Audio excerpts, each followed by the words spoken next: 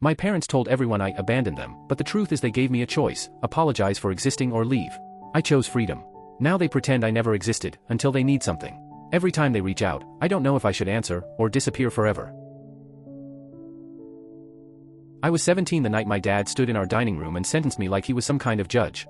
His voice was tight and cold, his finger actually shaking as he pointed at me across plates of untouched food.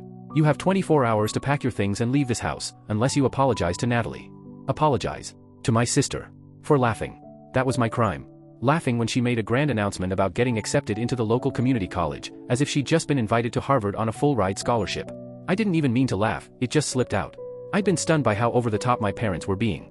They'd hired a caterer. There were flowers. They gave speeches. Meanwhile, when I'd been accepted early to Stanford 5 months earlier, my big celebration was a plastic bag of steamed dumplings tossed on the kitchen counter and a distracted, "That's nice, sweetheart." So yeah, the laugh slipped out. And apparently, that was enough to threaten the golden child's crown. Dad's face turned red, no, purple, as if I'd spit on the family name. "If you want to remain part of this family," he growled, "then tomorrow morning, I expect a sincere apology." I looked at him. Then at Natalie, who was wearing the kind of smug little smile that made me want to throw my fork across the room. Mom stared at her napkin like she was trying to decode secret instructions hidden in the folds. All I said was, "All right." No screaming. No begging. No dramatic exit. Just one quiet word. Their silence after that should have told them everything. But they still believed I'd eventually crawl back, crying and apologizing for daring to outshine the family favorite. What they didn't know was that I'd been packing a duffel bag for weeks. I walked upstairs, zipped it the rest of the way, and slept better than I had in months. Dad had threatened to kick me out before. It was his favorite tool: dangle abandonment over my head and wait for me to fold. But this time? I was done folding. My Aunt Rosemary pulled up at 4:47 a.m. exactly, headlights dimmed, her ancient Volvo rumbling like it needed coffee. I'd told her only to come if I actually called. She told me months ago she wouldn't beg me to leave, but she'd show up the day I was ready. As I tossed my bag into her back seat, she whispered, "You sure you want to do this, honey?" Positive. We didn't look back. We drove 5 hours to her quiet cabin near Arbor, Michigan, trees everywhere, the smell of pine, a small lake just behind the house. By the time my parents woke up to an empty room and a short note saying I made my choice, I was barefoot in Rosemary's garden, helping her plant tomatoes, my phone turned off and buried in my bag. I didn't realize it then, but that sunrise marked the beginning of the end for my parents' perfect little facade. Everything they built their image on was about to collapse, and all I had to do was disappear. Within a week, the first crack formed. Rosemary told me later, nearly choking on laughter, how my mother had called her in hysterics. "Tell her to come home," my mother screamed. "She needs to apologize properly." Rosemary calmly sipped her tea and said, "She's not a trained poodle. She's not performing tricks for you." Mom hung up on her. And that's when it all began, the questions. The neighbors. The church community. My mom's book club. Everyone kept asking where I was. Why wasn't I at Sunday service? Why did Natalie's sister miss the big celebration? And suddenly, all those people who used to adore Natalie started wondering what exactly went on inside our house. Then came June. Natalie's big graduation party. According to Rosemary, it was a disaster. Everyone noticed my absence. My dad tried to claim I was busy preparing for college, but someone pointed out Stanford didn't start until September. Mom eventually muttered something about me spending the summer with relatives, and that only fueled the rumors more. A friend of hers, Mrs. Patterson, who loved gossip like oxygen, cornered Mom in the Trader Joe's parking lot and asked bluntly, "Did you kick her out?" Mom didn't answer. Apparently, silence was louder than the truth. Meanwhile, I was living like a completely different human being. I worked at a small bookstore, the kind that smelled like old pages and cinnamon. I spent warm evenings writing chapters of a novel I'd kept in my head for years. I sat on the porch at sunset watching the sky melt into the lake, breathing air that didn't feel like judgment. When Stanford sent my orientation packet to Rosemary's address, she squeezed my shoulder, eyes shining as she handed me the thick envelope. "Your parents have no idea what they lost." And that's when it hit me. I didn't miss them. Not their voices. Not their rules. Not their approval. I felt free. But karma wasn't done. It waited until August before delivering its second blow. Natalie started community college and discovered something shocking. Professors don't care about who your daddy is. No one crowned her Princess of English 101. When she got a C on her first essay, she ran crying to Dad, and he actually called the school to demand they fix her grade. The dean's response? Legendary. He lectured Dad about academic ethics and helicopter parenting, and warned him about filing frivolous complaints. My father, the man who thought he controlled everything, got scolded like a misbehaving student. Mom called Rosemary, furious, saying Dad had been humiliated by some pencil-pushing bureaucrat. Rosemary didn't miss a beat. Maybe he should focus less on Natalie's mediocrity and more on repairing his relationship with his daughter who's going to Stanford. Click. Mom hung up again. If only they knew, that was just the beginning. And the real consequences? They hadn't even started yet. What I didn't know at the time, what I would only learn months later through Rosemary's network of friends who still tolerated my parents, was that the incident with the community college dean didn't just embarrass my dad. It detonated something inside their marriage. That same evening, after Dad got off the phone, he apparently went nuclear. He blamed my mother for spoiling Natalie rotten, for raising her to believe the world owed her applause. And Mom didn't sit quietly for once. She snapped back that he was the one who insisted on the catered dinner, the florist, the dramatic speech, all to make an average achievement sound like a Nobel Prize ceremony. But the truth is, their argument wasn't really about Natalie's C- essay. It wasn't about the phone call or the dean who lectured my dad like a misbehaving teenager. It was about me. My absence had ripped off the mask they'd worn for years. Without the scapegoat, the smart one who doesn't need attention, their whole family dynamic fell apart like a stage set with missing beams. They built their household like a bad play, Natalie the star, and me the quiet stagehand who made her shine. But what happens to the star when the stagehand walks off the set? Natalie had no spotlight to borrow anymore. And when mediocrity stands alone, it's impossible to hide. Every bad grade, every tantrum about how college was too hard, every skipped assignment, now it all looked like failure instead of someone else's shadow. And the people around them noticed. Mrs. Patterson, who somehow became an unofficial informant between the suburbs and my aunt's cabin, told Rosemary that my parents' little fan club was imploding. Their friends, the same ones who used to gush over our close-knit family, were suddenly seeing something uncomfortable. Dad's golf buddies made awkward jokes about entitled kids, then changed the subject. Mom's book club meetings turned icy anytime someone shared their child's college achievements. The Hendersons, with their Berkeley-bound daughter, stopped inviting my parents to their famous dinner parties altogether. Mrs. Henderson had asked point-blank why I wasn't home for the holidays. My mother's excuse was so ridiculous that the friendship evaporated on the spot. Turns out, when your social identity revolves around being the parents of a brilliant child you treat like garbage, losing that child leaves you with nothing but the garbage. Then there was money. I had assumed my parents were fine financially. They'd always acted like they were.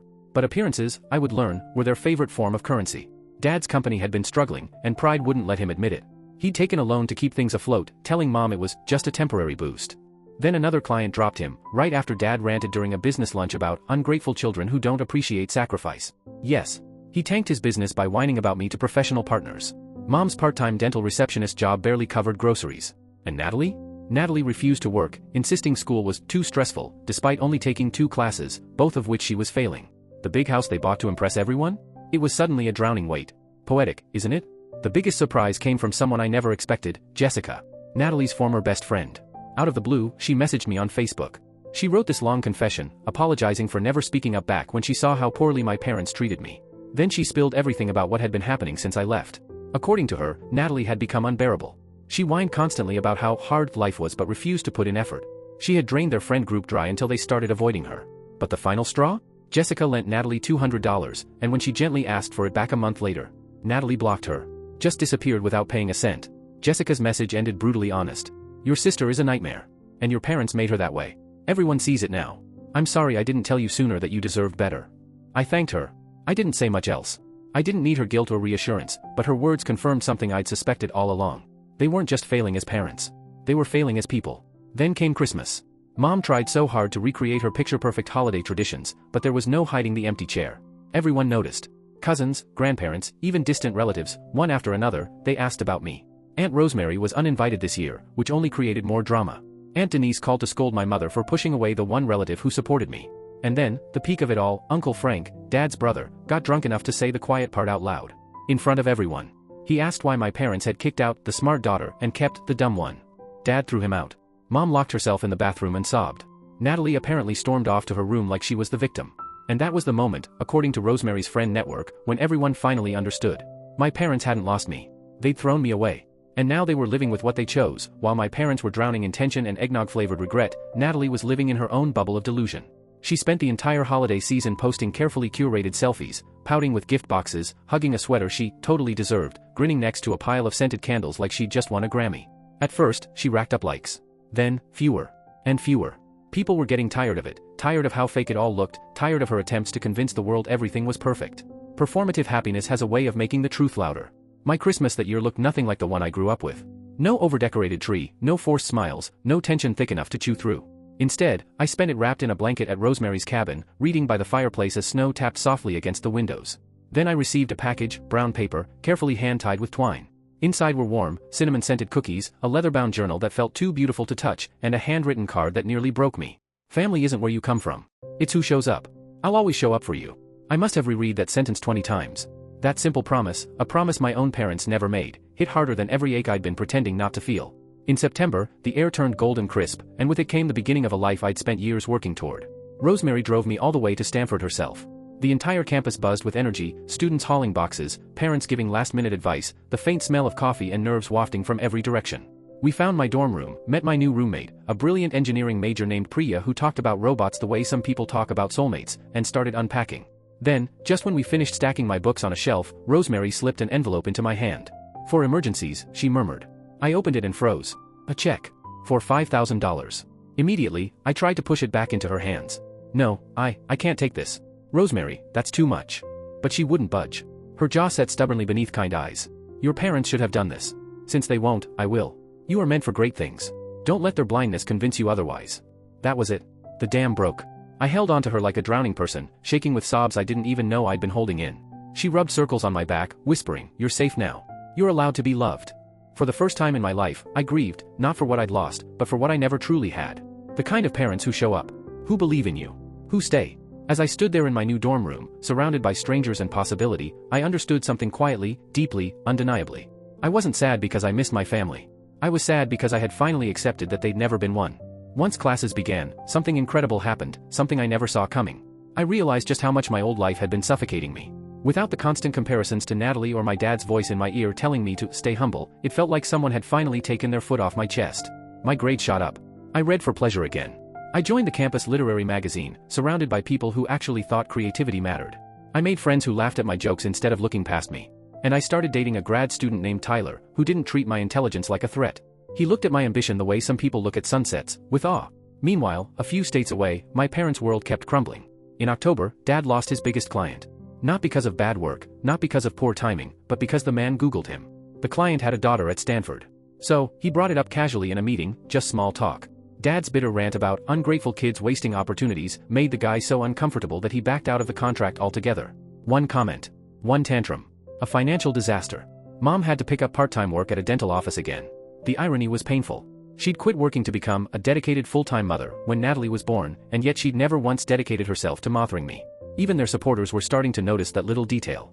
As for Natalie, reality was hitting her harder than any exam ever could.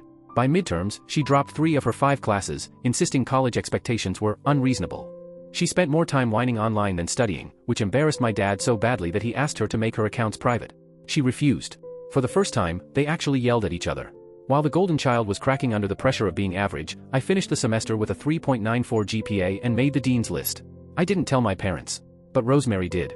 She posted a picture of me holding my certificate with a caption full of pride, and the comments exploded. People from my hometown flooded the post with congratulations. They asked why my parents hadn't mentioned it. They praised my hard work. Their silence was suddenly very, very loud. When Mom found out, she called Rosemary seething. "You're trying to humiliate us." Rosemary later reenacted her response to me word for word, savoring every syllable. "I'm celebrating my niece's achievements. If that humiliates you, maybe ask yourself why." And that was that. Then Christmas rolled around, wrapped in fake cheer and desperation. My parents sent a stiff greeting card to Rosemary's address, asking if I'd come home so we can be a family again. No apology. No acknowledgement. Just their expectation that I'd forget I'd ever been disposable. I sent back a polite no. Instead, I spent the holiday with Rosemary and her partner Janet, 2 women who baked cookies in matching sweaters and hugged me like I'd been theirs forever.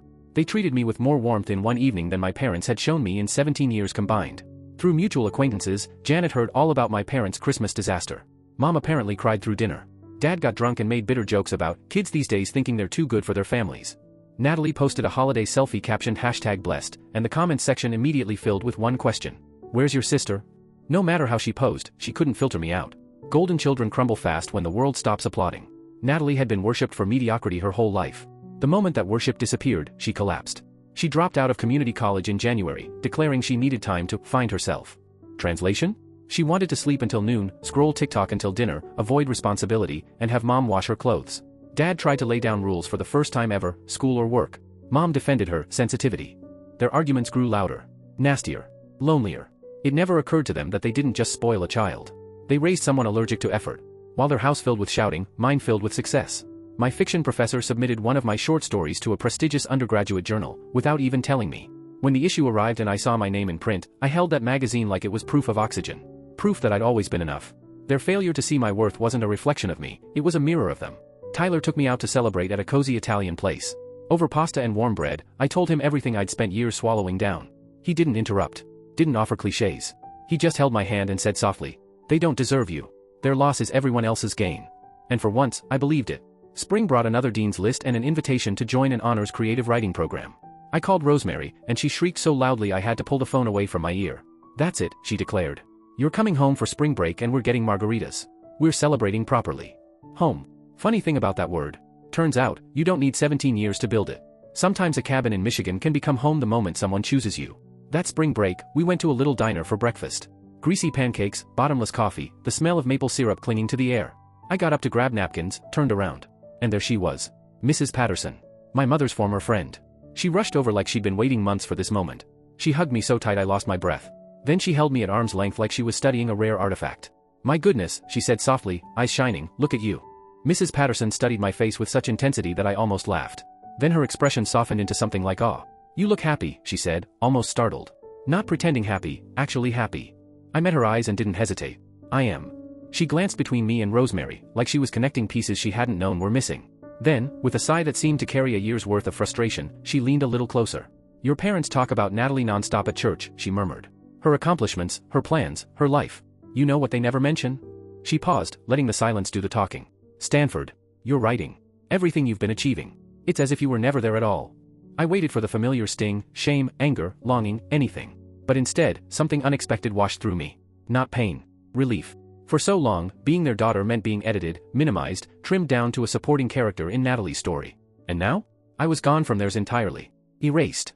Omitted. Removed from the script. Which meant I could finally author my own. That's okay, I told her, and I meant every word.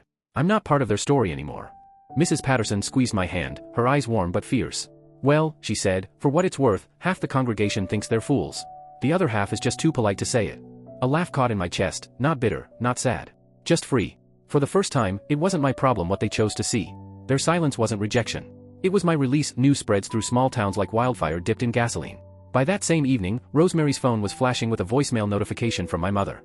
She set it on the table and hit speaker with a dramatic flourish, her finger hovering over the delete button like she was about to detonate something. My mother's voice came through, sharp enough to cut glass. How dare you parade her around town like some trophy, she hissed. People are saying she's better off without us, like we're bad parents. You're poisoning everyone against us? Tell her that if she keeps humiliating this family, she will never be welcome home again. The message clicked off. Silence. Janet raised an eyebrow, slowly sipping her tea. Then she deadpanned.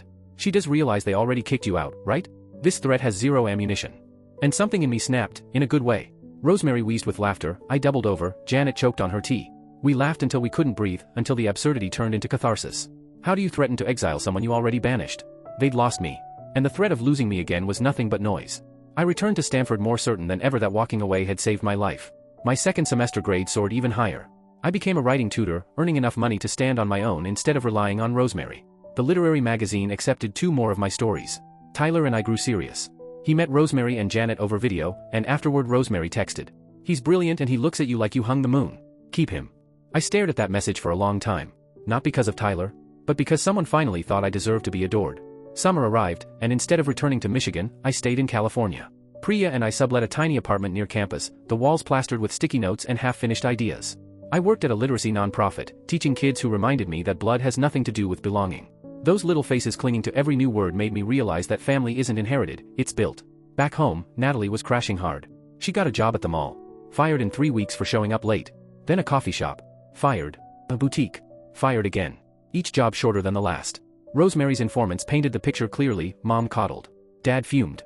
Natalie blamed everyone but herself. Their marriage eroded further, Dad spending longer hours at work, Mom burying herself in church committees and denial. They didn't speak much anymore. They merely coexisted. Like houseplants left in the same room, surviving out of habit. And they still refused to admit the obvious. They didn't lose a daughter. They drove her away. Sophomore year began with something I didn't expect, an email from my father. Subject line, we need to talk. It read like a business memo, stiff and polite to the point of discomfort. They missed me. They wanted to move forward as a family. Natalie could really use her big sister right now. Mom was stressed. Maybe we all overreacted. Not once did he apologize. Not for kicking me out. Not for choosing Natalie over me. Not even for rewriting the story into one where I abandoned them. I waited for anger. I waited for grief. Neither came. All I felt was distance. Like reading a stranger's email by mistake. My reply was short. I appreciate you reaching out, but I'm not interested in resuming a relationship built on conditional love and scapegoating. I hope you find peace. Tyler read over my shoulder and let out a low whistle. Think they'll respond? No, I said calmly. They'll be offended I didn't beg. And I was right. Their silence wasn't pain, it was proof. I spent Thanksgiving with Tyler's family in Portland. His parents welcomed me with warm hugs and a genuine curiosity about my goals. His little sister asked me to read one of her stories, cheeks bright with hope. Tyler's mother hugged me goodbye and whispered, "You're always welcome here." Driving back down the coast afterward, Tyler reached for my hand. You okay? Yes, I said. And I meant it. Deeply. Quietly. Completely. And then December happened. A letter arrived. Not from my parents. From Natalie. Purple stationery. Doodles in the margins. Handwriting that looked like she'd never grown out of middle school. The words were a tidal wave of self-pity. Life was so hard since I left. Mom and Dad fought constantly. Everyone treated her differently. She didn't understand why I was punishing the whole family. She apologized if she'd done something to upset me, though she couldn't think of what that might be. After 2 pages of whining, she ended with, "We're still your family. You can't just throw that away over nothing." Over nothing. A sound burst out of me, half laugh, half disbelief. Priya yelled from her bedroom, "Are you okay?" "Better than okay," I called back, still laughing. I dropped the letter straight into the trash. Some bridges aren't burned by accident. Some are wisely demolished. So you never wander back into the fire. My sophomore year closed with something I never would have dared to dream about back in that suffocating Michigan house, a competitive research grant.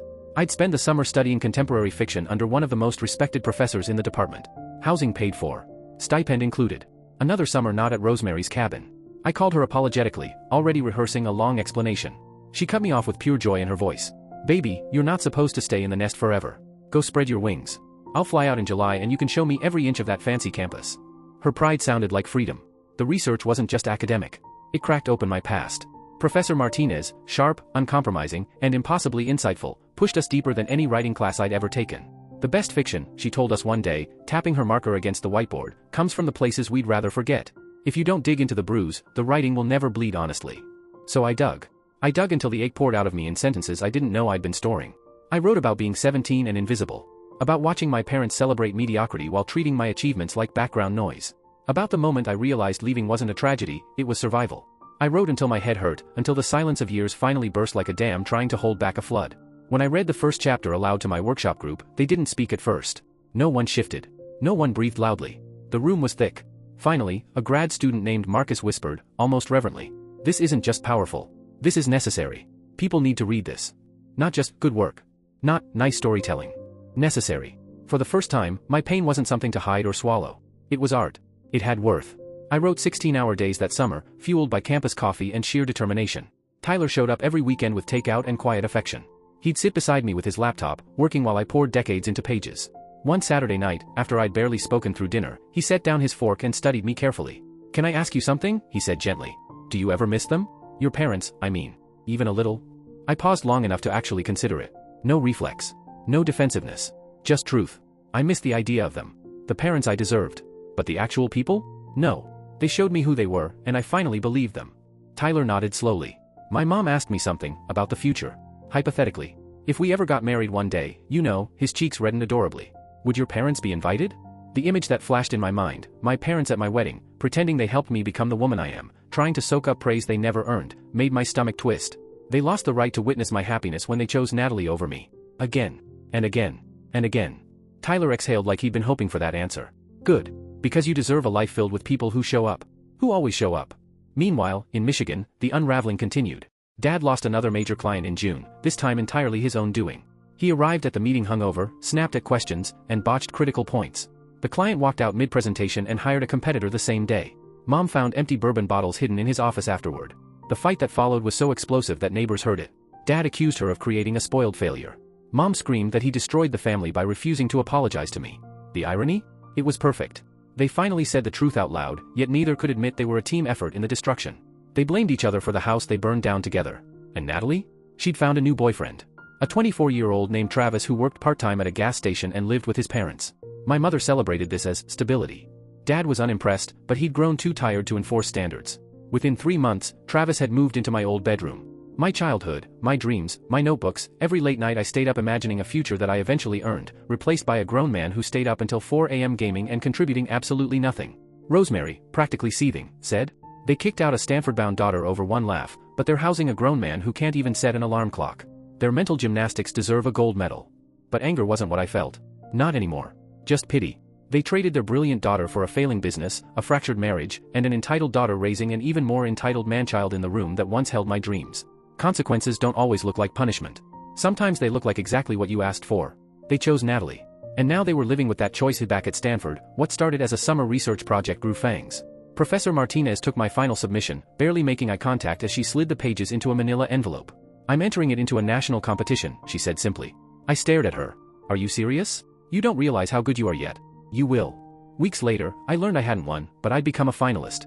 A finalist with a $1,000 prize and a publication in the Meridian Review, a journal I'd only ever seen quoted in academic essays. My name was printed alongside writers whose books sat on university shelves. Suddenly, my inbox wasn't just full. It was alive. Established authors emailed encouragement. Students from other universities sent paragraphs about how much my story meant to them. Some said it made them cry. Others said it helped them understand their own families. I'd always known words were powerful, but this was the first time I felt just how far mine could travel. Vulnerability, I realized, is a bridge. And I wasn't alone on it anymore. By the time junior year rolled around, the manuscript of my novel stretched close to 300 pages. Every chapter peeled back another layer of who I'd been, who I was becoming. Professor Martinez pushed me to be ruthless with honesty. Don't soften the truth, she warned. If it hurts on the page, it's doing its job. The grant cohort became my little creative tribe. We spent nights hunched over laptops, sharing takeout and caffeinated desperation.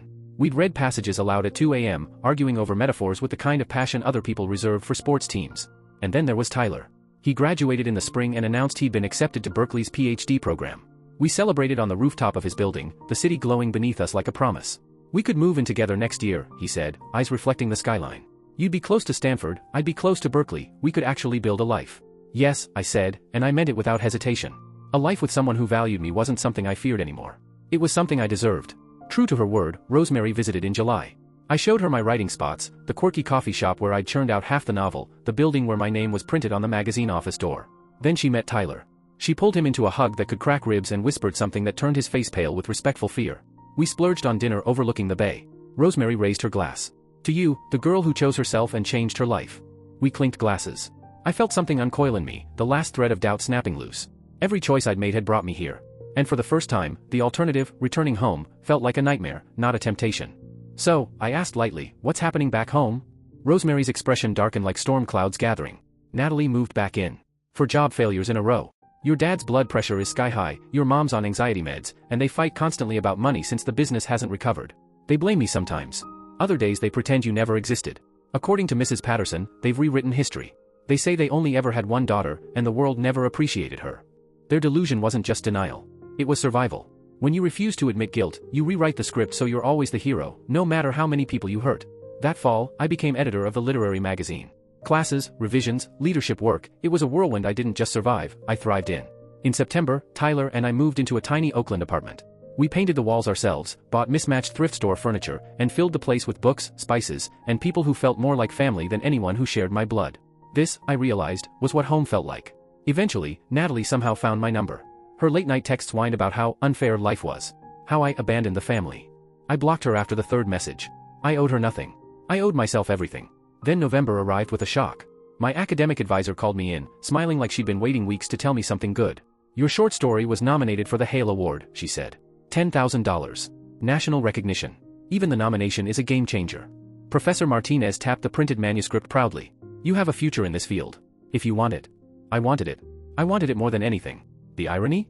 The story was about a girl who walks away from a toxic family to discover herself. I had written my truth into fiction, and now it was opening doors that once didn't exist. For years, I'd been told that I was too ambitious, too independent, too sensitive, too much. Turns out, I was just right. February arrived with cold air, warm nerves, and a ceremony that felt like the culmination of every page I'd ever bled onto a keyboard. Rosemary and Janet flew out wearing matching scarves like they were part of a fan club, and Tyler showed up in a suit that made him look like he belonged on the cover of a literary magazine himself. I didn't win first place. I won second. $5,000 and a recognition that landed somewhere deeper than pride. It felt like someone had carved a space for me in the world and said, stay. You belong here. Afterward, at the reception, a woman with silver-streaked hair and confident posture approached me. Her handshake was firm, her smile was sharper than champagne bubbles. I loved your piece, she said, handing me a business card like it was a golden ticket. Sharon Winters. Literary agent. When your novel is done, I want to see it. You have something special. My hands trembled as I tucked the card safely into my purse. Tyler lifted me off my feet in the parking lot and kissed me, his voice full of excitement. You're going to be famous, he laughed. I'm going to tell everyone I knew you when. Senior year hit like a storm of deadlines and dreams. Applications to MFA programs, revisions on the novel, workshops, editing the magazine, my entire life became words, drafts, hopes, and the quiet thrill of possibility. By spring, the manuscript was finished. 300 pages of truth and fiction woven together, polished until it gleamed. I sent it to Sharon with a query letter I fussed over for 2 days straight. Then I waited. Days blurred together. Weeks dragged. Then the call came. I stayed up until 3 a.m. reading this, Sharon said. I couldn't put it down. I'd be honored to represent you. I cried so hard Tyler couldn't understand a word I was saying, just held me and laughed into my hair. This was it. Not luck. Not a fluke. Validation. Genuine, professional, earned. Acceptance letters started arriving from MFA programs like Small Miracles in Thick Envelopes, Iowa, Columbia, University of Michigan. I chose Michigan. Not just for the program, though it was spectacular, but because Ann Arbor meant Sunday lunches with Rosemary, bookstore trips together, a kind of home I could finally claim without flinching. Tyler and I would manage the distance. Some things were worth effort. We were one of them. Graduation came in June. Sunlight spilled across the stadium like someone had painted the day on purpose. Rosemary and Janet screamed my name like they wanted the whole planet to know who I was. Tyler's family wore Stanford merch and cried when I walked across the stage. Professor Martinez hugged me so tightly I joked she was trying to imprint me like a baby duck. My parents weren't there. They hadn't been invited. Instead, they sent a generic card with my name misspelled slightly, and a $50 check tucked inside like a peace offering from strangers. $50. From people who once kicked me out over a laugh and stayed gone for 4 years. I donated it to the literacy nonprofit I'd worked at. Tyler's mom was livid when she heard. $50? That's what you give your neighbor's kid when they graduate high school. Not Stanford. She had given me $1,000 and a handwritten letter welcoming me into their family. A real family. No blood required. Professor Martinez hosted a small party at her home that night. She toasted me in front of the room, voice thick with emotion. In 23 years of teaching, I have seen only a handful of students with true professional promise.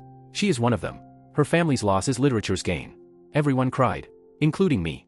Later that night, back in our Oakland apartment, I sat alone with my laptop, scrolling through the snapshots of my life. I stopped on a high school graduation photo. I was valedictorian then. I'd given a speech that made teachers cry. In the picture, my parents stood on either side of me like reluctant bookends. Natalie lurked behind, bored, half smiling only when someone pointed a phone at her. The moment had been hollow even then. They'd left as soon as the ceremony ended. Natalie wanted to go to the mall. Then I looked at the Stanford photos. Rosemary beaming. Janet wiping tears. Tyler's parents hugging me like they'd been waiting for me for years. Professor Martinez smiling like she'd just witnessed history in motion. One set of photos was cold obligation. The others were love. For the first time, I didn't mourn what I lacked. I celebrated what I'd found. About a week after graduation, I was surrounded by cardboard boxes and bubble wrap when a Facebook message pinged on my laptop. The profile picture belonged to a woman I didn't know. Diane Peterson. Her first words were an apology for contacting me out of nowhere. Then she explained she used to work with my dad. My stomach tightened immediately. She said she wasn't sure if she should tell me, but she felt I deserved the truth. Apparently, my father had shown up drunk at a professional networking event, slurring to anyone who stood still long enough to listen.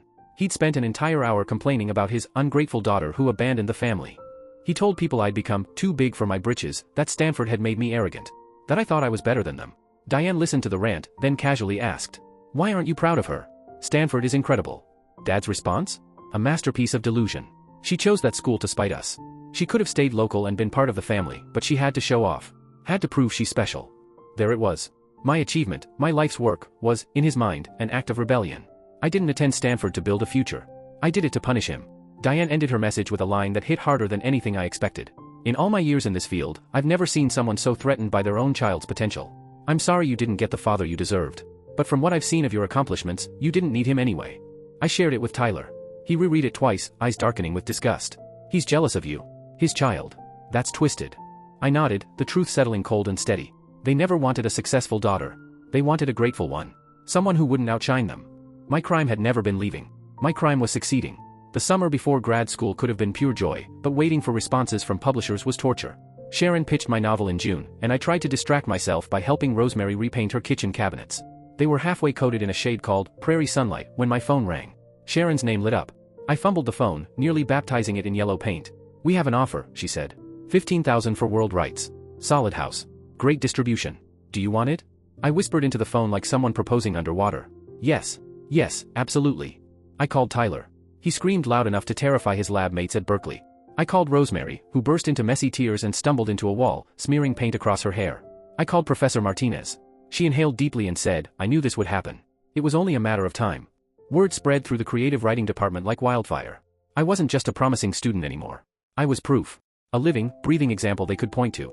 Meanwhile, my parents remained silent. I hadn't told them. But Michigan was small, and gossip traveled faster than wind. Mrs. Patterson mentioned it casually at church when my mother was standing nearby. According to the grapevine, Mom went pale, excused herself, and hid in the bathroom for 20 minutes. Dad's reaction was predictable. First, he dismissed it. Small presses barely count as publishing.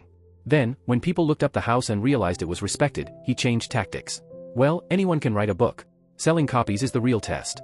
The goalposts kept shifting, but the game was over. There was no winning with people who couldn't stand the idea of me winning at all. Natalie didn't bother with subtlety. She sent a rant on Instagram so long I had to scroll. She accused me of flaunting my success just to make the family look bad. You could have told us privately, she wrote. But no, you had to make a spectacle. You always have to make everything about you. From the same girl who posted selfies about her breakfast cereal and cried online over bad haircuts. I didn't respond. There's no conversation possible when one side refuses to see reality. What hurt wasn't their anger. It was the clarity that came with it. They would never be happy for me. Not when I got into Stanford. Not when I graduated with honors. Not when I landed a book deal. They'd never celebrate my accomplishments because my success was evidence of what they failed to nurture. A mirror they couldn't bear to look into. I didn't just succeed without them. I succeeded in spite of them. And that, to them, was unforgivable. Tyler's parents did something my own had never even imagined. They threw me a party that celebrated me. Not Natalie. Not themselves. Not some illusion of family perfection. Just me. Their house in Portland was full, neighbors, relatives, coworkers, even people who vaguely remembered me from holidays I'd shared there. Nearly 50 guests raised glasses in my honor. They asked thoughtful questions about publishing, asked to see the cover mock-up, asked what I hoped to write next. Catherine baked a 3-tier cake, cream-colored with edible flowers, and the words published author piped across it like a coronation. Tyler's dad gave a speech that made my throat tighten, talking about how proud they were to have such brilliance in the family, even though I technically wasn't family yet. Tyler leaned in, whispering against my ear, soft and steady. This is how parents should act. Remember this next time you question your worth. I carried his words with me the way some people carry lucky coins. In a strange way, my parents had given me a gift. They showed me exactly what love wasn't. Because of that, I could recognize the real thing the moment I felt it. Before graduate school began, I finished one final revision of my novel, line edits from Sharon, thematic tightening, small adjustments that made the truth within it sharper. Sharon sent it back out to publishers in July. Within 3 weeks, we had 2 offers. Neither was massive, but both were real, both were solid. This is the beginning, Sharon reminded me. Longevity matters more than numbers. Trust your path. 6 months into my MFA, the deal was finalized. A modest advance. A real publisher. A debut novel about trauma, escape, and rebirth. Rosemary cried so hard she accidentally hung up on me the first time I told her. Your parents have no idea what they threw away, she said when she called back. Their loss, I corrected gently. Everyone else's gain. The book was released during my second year at Michigan. Trade journals called it brave, unflinching, necessary. Sales were steady for a literary debut, strong enough that Sharon started nudging me toward book number 2. Back in my hometown, a journalist wrote a feature, local author publishes novel after Stanford and MFA success. It mentioned Stanford. Michigan. Awards. Not a single line about my parents, because when the reporter reached out for comment, they refused. According to Rosemary, Mom had an actual breakdown reading that article. She'd spent years believing I would fail and come groveling back for approval. The publication was proof that I wasn't just surviving, I was thriving without them. Dad tried to get my number through Rosemary. She shut him down cold. She's flourishing. You don't get access now. Natalie's message was petulant and predictable. I can't believe you published a whole book and didn't tell us. That's so messed up. I left her on scene. Let her stew in her own entitlement. 3 years later, after finishing my MFA and beginning a PhD, my second novel released to even greater praise. Stronger reviews. Bigger sales. NPR interviewed me. Independent bookstores filled rooms just to hear me speak. At a Chicago signing, a young woman came to the table with tears streaming down her cheeks. Your book made me realize I don't have to burn myself alive to keep my family warm, she whispered. Thank you for writing this. Her words sank deep into the parts of me that used to ache. All those painful memories, every moment I forced myself to keep walking instead of turning back, led to this. To helping others choose themselves. Tyler proposed at sunset on an Oregon beach, wind whipping through his hair, voice shaking even though he'd rehearsed it. I said yes before he finished the question. Our wedding was small, beautiful, honest, full of laughter. Rosemary and Janet stood at my side.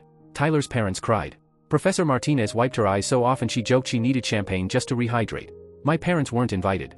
They were never considered. They lost the right to witness my happiness the day they treated me as disposable. When I posted the wedding photos, filled with joy, every face someone who'd chosen to love me, I carefully blocked my parents and Natalie. And for the first time, I felt nothing but peace. At the reception, Rosemary pulled me into a hug that smelled like perfume and years of unconditional love. I'm so proud of you, she whispered. You took the worst thing they ever did, and turned it into the best choice you ever made. She was right. Leaving them wasn't the end of my story. It was the beginning of the life I deserved. When I was 17 and standing in that dining room, being told to pack my bags or beg for forgiveness, it felt like everything was collapsing. It felt like exile. Like punishment. Like I was losing the only family I'd ever known. But now?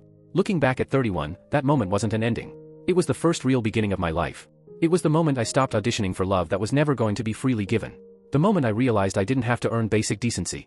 I could walk away from people who chose not to offer it. Today, I have 3 published novels on bookstore shelves.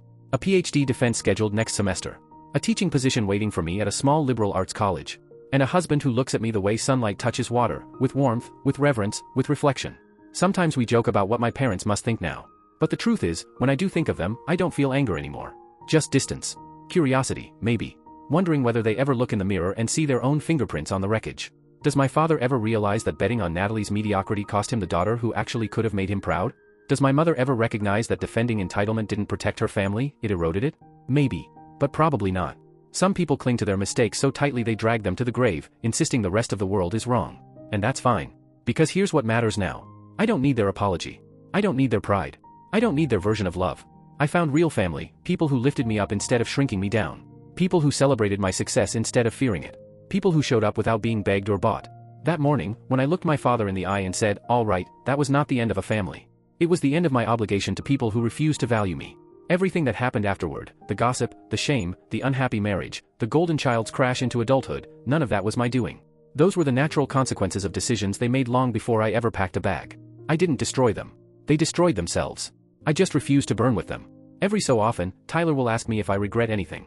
And the answer is always the same. No. Not leaving. Not staying gone. Not building a life they'll never be invited into. They gave me an ultimatum, assuming I had no power. But I did. I always did. I chose myself. And that choice didn't ruin my life. It saved it.